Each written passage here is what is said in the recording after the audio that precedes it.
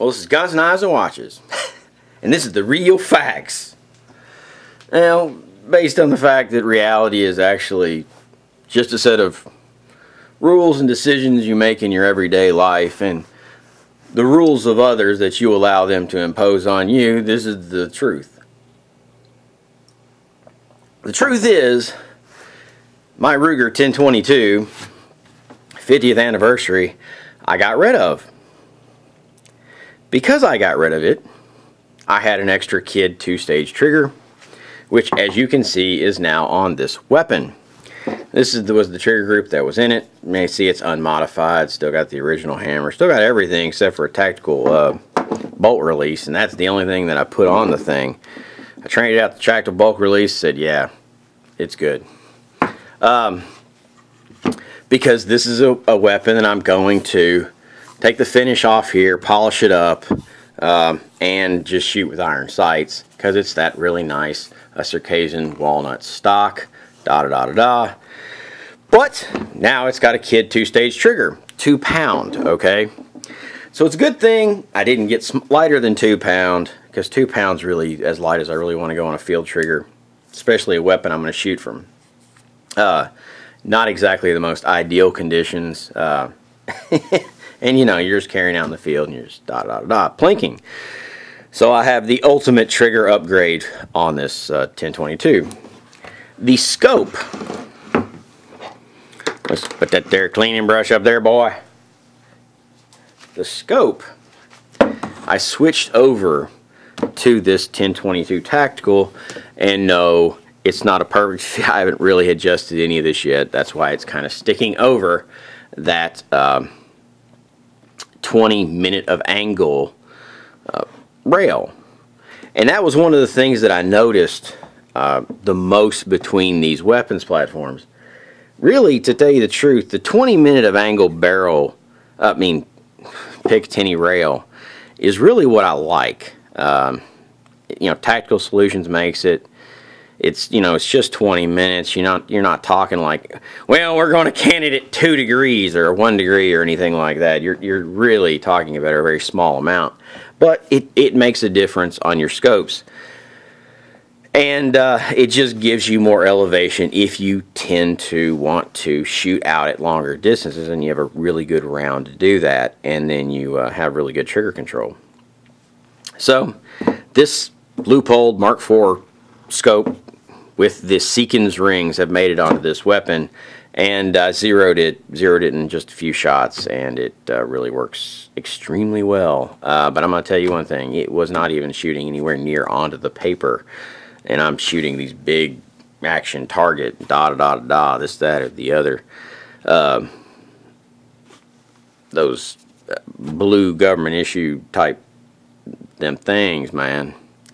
And targets, I can't see black targets. I really can't. It's hard for me to sit there and just anymore see black on black at 50 yards. You know, I guess when I was younger I could just whoo. And to tell you the truth, when I was zeroing, you know, this rifle shot about a 6-inch group, 5-inch, 6-inch. I really didn't measure it. I really didn't care. I just cracked off a group really quick to see how the trigger felt. And I can't even tell you I was wearing my glasses, but that other gun just wasn't keeping up. And I wasn't trying. I'm not saying this, that, or the other, but when I can just throw one up there, you know, standing and crack off almost as good a group as the other one was shooting with a Leupold Mark IV, you start to have issues. There was something wrong with that gun, possibly. Of course, you know, I checked the Picatinny rail, I did all that, this, there, or the other. Now, another part off that gun, and this is why everything has to be modular and kind of set up. It's so you can just switch things out. This has Leupold rings on it, and these are those removable rings, and they're steel, and they're kind of high. They have some really good features. In fact, they have 4 screws instead of the used to have 2, and that the clamping area is large. But, you know, these are coming off. These Seekin rings that were off the other scope that was on that rifle are going on. So Seekins, these are lows. Seekins lows are very low. Very, very happy about that. So I get to drop that scope down a little bit more, which makes shooting prone a lot easier for me. You know, standing, it doesn't really matter. In fact, I like a higher scope just so that I can get, I'm looking through my glasses into the scope, which helps out if you have an astigmatism. It just really does. And astigmatism is just a simple term for the lens in your eye is not a perfect bowl. It's more, in certain ways, shaped like a football the way it's reacting with light. Actually, it's more of probably a corneal imperfection, but let's just kick it like that.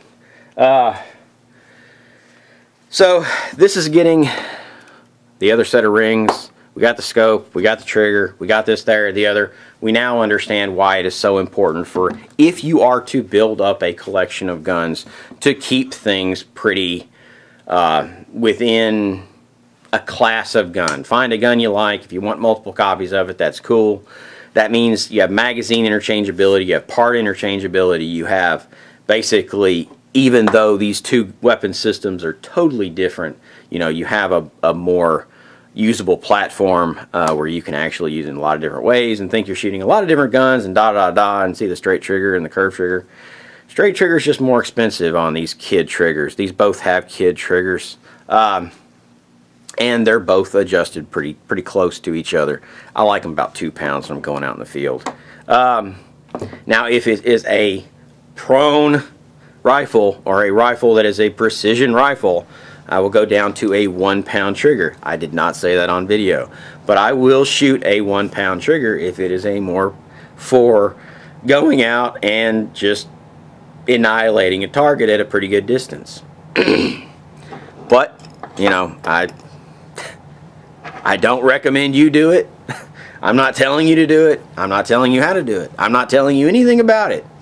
But that's just the way it is. Now, for these triggers, I really don't know how. But that's kind of where we're at with the 1022 story, the saga, the ever-living episode that is the Ruger 1022.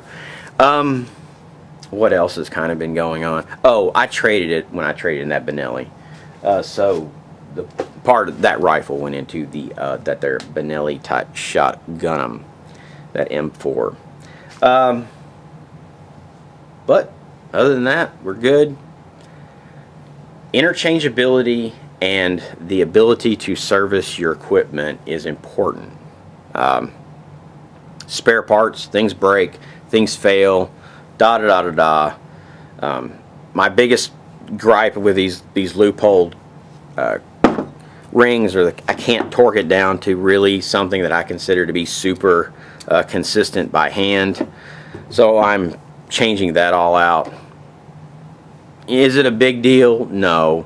But why the hell are you ever going to take the scope off this gun? It has no sights. I mean, you know, it's like, that would probably be a waste of time. Anyway, this gun's knives and watches, and have a good one.